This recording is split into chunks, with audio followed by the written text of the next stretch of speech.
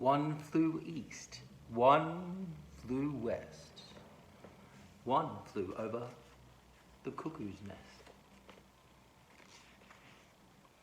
They're out there, black boys in white suits, up before me to commit sex acts in the hall.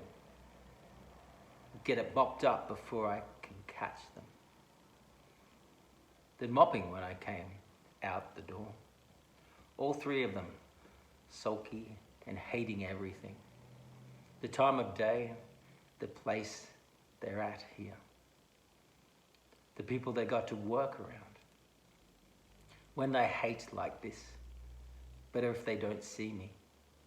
I creep along the wall, quiet as dust in my canvas shoes, but they got special sensitive equipment detects my fear, and they all look up, all three at once, eyes glittering out of the black faces like the hard glitter of radio tubes out of the black of an old radio. Here's the chief, the silver chief, fellas. Chief Broom, here you go, Chief Broom. Stick a mop in my hand and motion to the spot they aim for me to clean today, and I go. One swats the backs of my legs with the broom handle to hurry me past. How you looking? I'm shagging, big enough to eat apples off my head, and he mind me like a baby.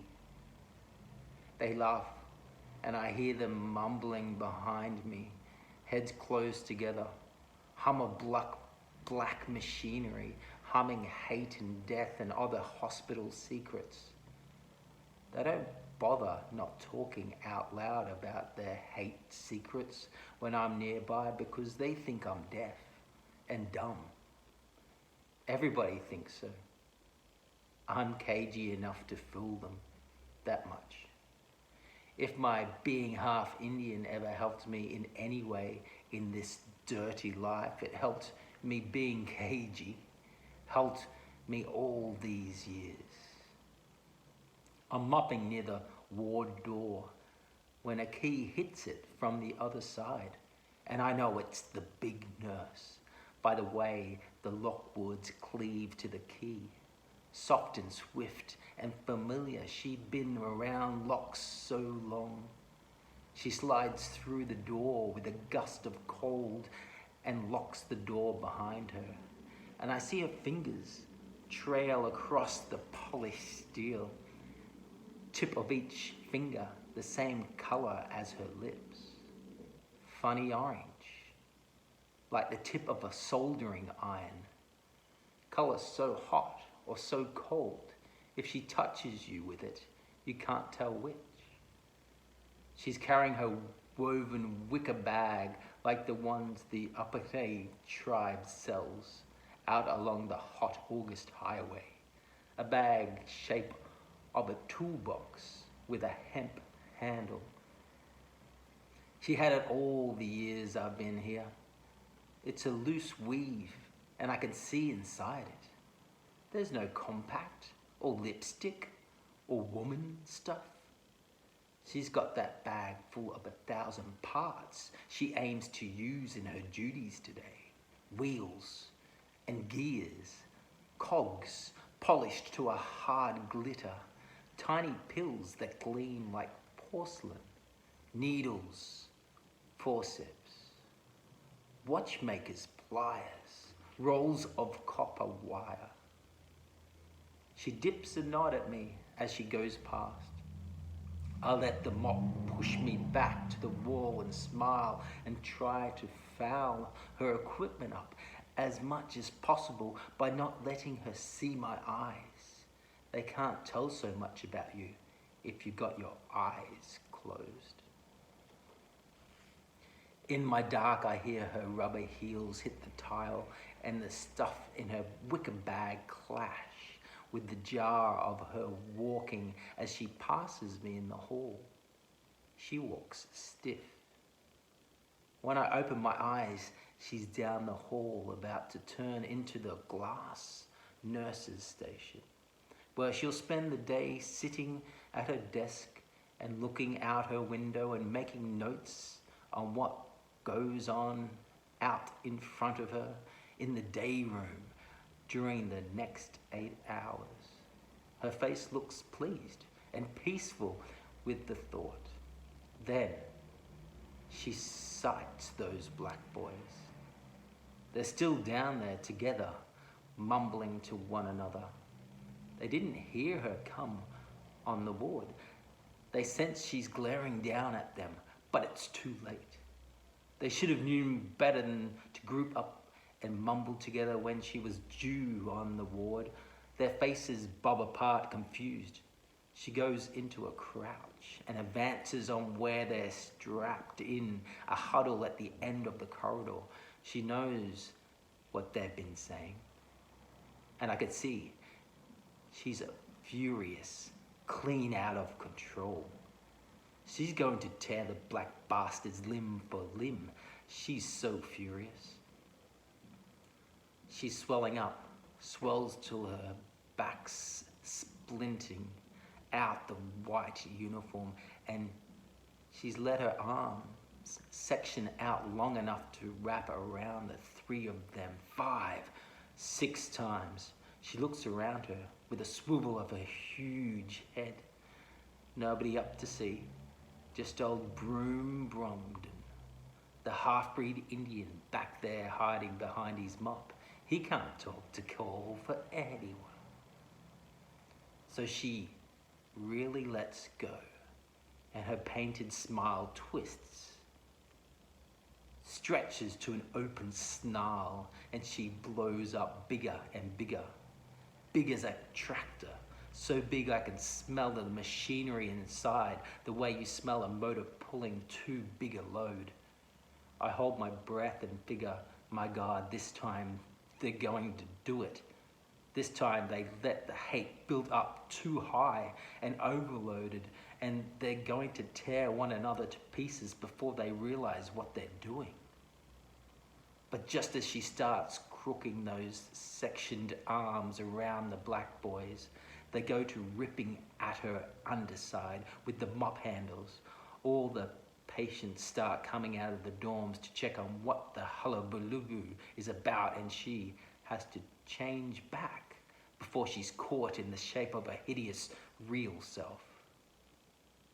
By the time patients get their eyes rubbed to where they can halfway see what the racket's about, all they see is the head nurse smiling and calm and cold as usual, telling the black boys they'd best not stand in a group gossiping when it's Monday morning and there is such a lot to get done on the first morning of the week. Mean old Monday morning, you know, boys. Yes, Miss Ratchet. And we have quite a number of appointments this morning, so perhaps if standing here in a group talking isn't too urgent. Yes, Miss Ratchet. She stops and nods at some of the patients come to stand around and stare out of eyes all red and puffy with sleep. She nods once to each. Precise, automatic gesture. Her face is smooth, calculated, and precision-made, like an expensive baby doll. Skin like flesh-colored enamel.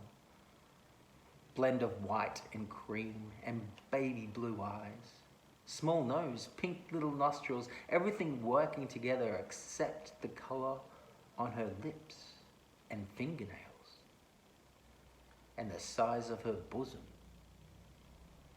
A mistake was made somehow in manufacturing, putting those big womanly breasts on what would have otherwise been a perfect work. And you can see how bitter she is about it.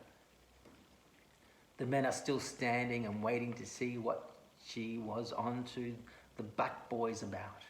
So she remembers seeing me and says, "And since it is Monday, boys, why don't we go get a good head start on the week by shaving Mr.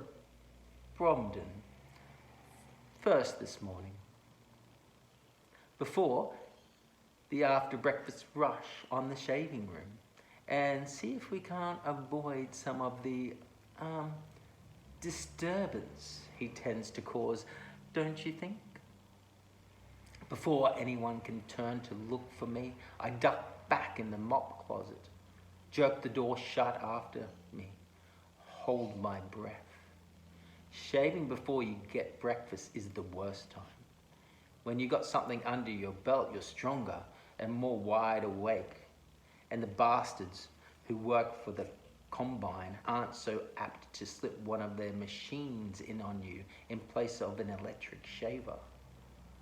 But when you shave before breakfast, like she has me do some mornings, 6:30 in the morning, in a room all white walls and white basins and long tube lights in the ceiling, making sure there ain't any shadows, and the faces all round you, trapped, screaming behind the mirrors, then what chance you got against one of their machines? I hide in the mop closet and listen, my heart beating in the dark, and I try to keep from getting scared. Try to get my thoughts off someplace else. Try to think back and remember things about the village and the big Columbia River. Think about one time Papa and me were hunting birds in a stand of cedar trees near the delis. But like always, when I try to place my thoughts in the past and hide there, the fear, close at hand, seeps in through the memory. I can feel that least black boy out there coming up the hall, smelling out my fear. He opens out his nostrils like black funnels, an outsized head bobbing this way and that as he sniffs. And he sucks in fear from all over the ward. He's smelling me now. I can hear him snort. He can't know where I'm hid, but he's smelling and he's hunting around. I try to keep still. Papa tells me to keep still. Tells me the dog senses a bird somewhere right close. We borrowed a pointer dog from a man in the delis. All the village dogs are no-count mongrels, Papa says. Fish got eaters and no class A-tail. This here dog, he got instinct. I don't say anything, but I already see the bird up in the scrub cedar, hunched in a grey knot of feathers. Dog running in circles underneath, too much smell around for him to point for sure. The bird safe as long as he keeps still. He's holding out pretty good, but the dog keeps sniffing and circling, louder and closer. Then the bird breaks, feathers springing, jumps out of the cedar into the bird shot from Papa's gun. The least black boy, the one of the bigger ones, catch me before I get 10 steps out of the mop closet and drag me back to the shaving room. I don't fight or make any noise. If you yell, it's just tougher on you. I hold back the yelling. I hold back till they get me to my temples. I'm not sure if one of those substitute machines or not a shaver till gets to my temples. Then I can't hold back. It's not a willpower thing anymore when you get to my temples. It's a button. Pushed. Says air raid, air raid. Turns me on so loud, it's like no sound. Everybody yelling at me, hands over their ears from behind a glass wall, faces working around in talk circles, but no sound from their mouths. My sound soaks up all other sound. They start the fog machine again, and it's snowing down cold and white all over me like skim milk, so thick I might even be able to hide in it if they didn't have a hold on me. I can't see 6 inches in front of me through the fog. And the only thing I can hear over the wail I'm making is the big nurse whoop and charge up the hall while she crashes patients out her way with that wicker bag. I hear her coming, but I still can't hush my hollering. I holler till she gets there. They hold me down while she jams wicker bag and all into my mouth and shoves it down with a mop handle. A blue stick hound bays out there in the fog, running scared and lost because he can't see. No tracks on the ground, but the ones he's making. And he sniffs in every direction with his cold red rubber nose and picks up no scent but his own fear. Fear burning down into him like steam. It's gonna burn me just that way. Finally telling about all this, about the hospital and her and the guys, and about McMurphy. I've been silent so long now, it's gonna roar out of me like the flood waters. And you think the guy telling this is ranting and raving? My God, you think this is too horrible to have really happened. This is too awful to be the truth. But please, it's still hard for me to have a clear mind thinking on it. But it's the truth, even if it didn't happen.